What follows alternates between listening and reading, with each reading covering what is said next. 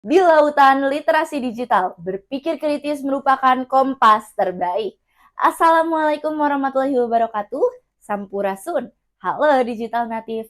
Udah tahu informasi apa aja hari ini? Saya punya informasi menarik nih. Yuk, disimak.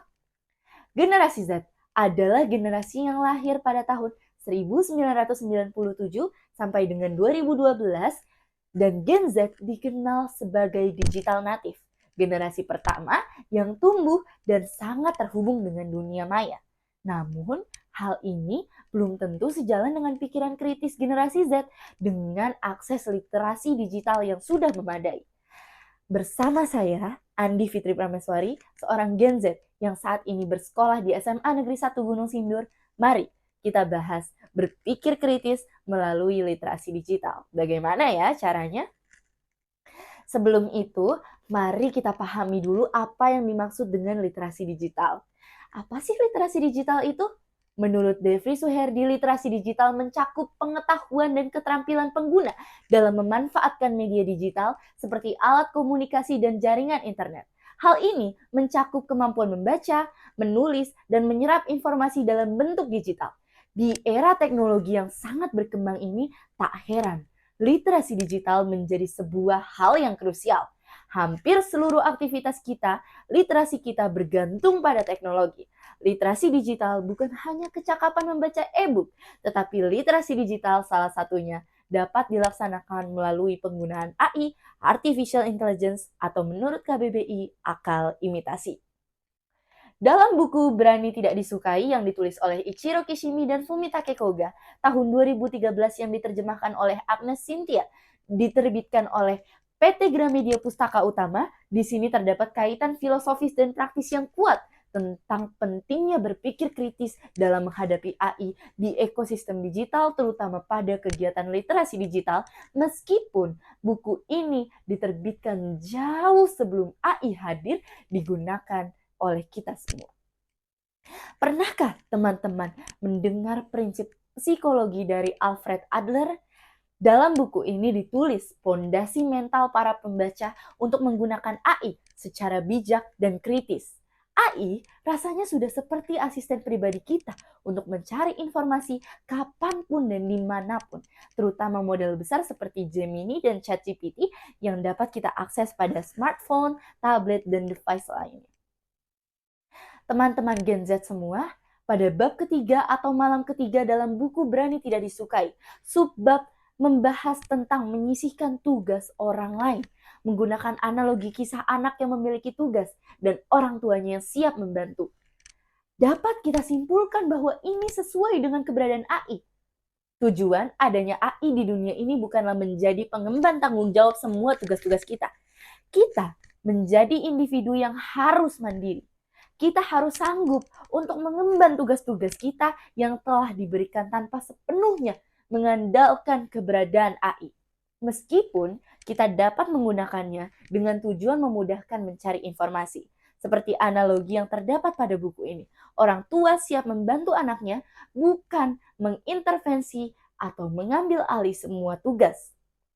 Di bab inilah dituliskan tentang berpikir, menganalisis, dan berani mengambil keputusan tentang tugas yang didapatkan.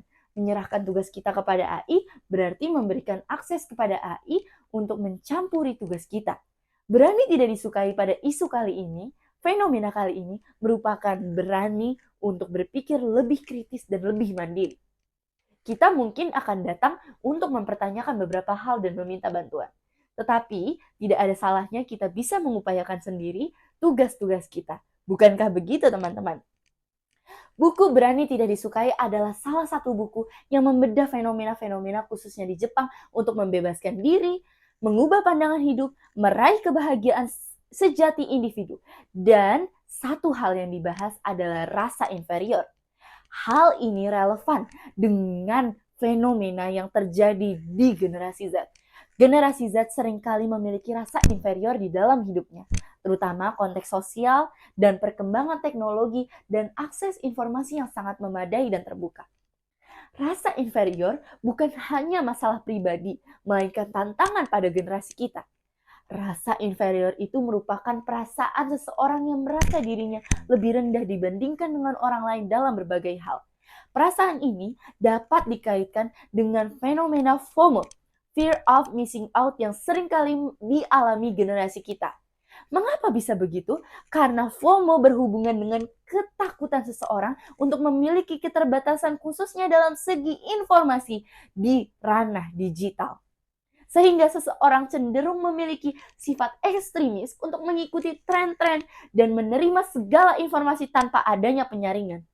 Salah satu contoh FOMO yang sering kali terjadi di kalangan Gen Z adalah takut ketinggalan informasi menarik atau tren. Seringkali kita menyerap semua informasi agar tidak ketinggalan zaman, tanpa mengetahui kebenaran dan kepastian suatu informasi tersebut. Hal ini berhubungan dengan topik awal kita, berpikir kritis. Berpikir kritis untuk mencari kebenaran dan objektivitas suatu informasi. Kita tidak boleh langsung terhasut dan percaya dengan informasi begitu saja. Kita harus tahu kebenarannya dulu. Berpikir kritis inilah yang menjadikan solusi dari dua fenomena yang telah saya jabarkan tadi. Masih ingat kalau kita akan menjadi generasi penerus bangsa, generasi emas di tahun 2045. Maka dari itu, berpikir kritis menjadi pondasi awal bagi saya, bagi kita semuanya. Salah satu jawaban dari apa harapan untuk meningkatkan generasi saat ini adalah dengan berpikir kritis.